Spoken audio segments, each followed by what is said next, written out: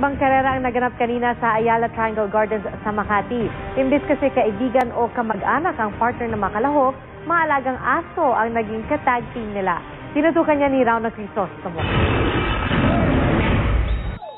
Kanya-kanyang takbo ang bawat team. Sa obstacle course na ito, bida ang cute na ito sa paghahanap ng buto. Wala namang kahirap-hirap na tinawid ng isang ito ang animoy tulay na may mga kunwaring kaaway sa ibaba. Pati ang tunnel na ito, sisiw sa ilang aso. Pero may ilan tila di ata narinig ang tawag ni Amo. Sa shower obstacle, naloko na ang karera sa uhaw na aso. Marami naman ang ayaw talagang mabasa ng tubig.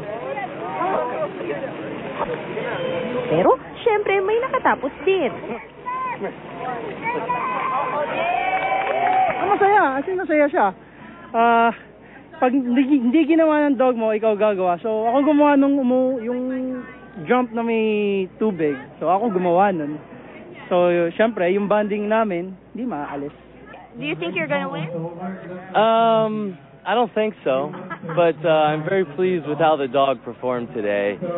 With no training at all, just home training, so she obeyed very well. Maging ang mag-best friend na ito at kanilang pet dog, di nagpahuli sa game. Very good, very It's like a little sister but smaller and has fur. How about you? Well, she's kind of jumpy, but whenever she sees the dog, she doesn't know, she always barks. Ayon sa organizer ng palaro, di pa galingan ang layo ng challenge kundi pagikayat lang sa mga pet owner na magbigay oras sa kanilang alaga. Magkaroon ng panahon, ilabas yung aso nila at pagkakataon na laruin yung mga aso nila. Kasi ang mga aso hindi dapat nasa bahay, hindi dapat nakakulong parate. Kailangan madalas silang ilabas at nakakakita ng mga bagong bagay. Rauna Crisostomo, nakatutok, 24 oras.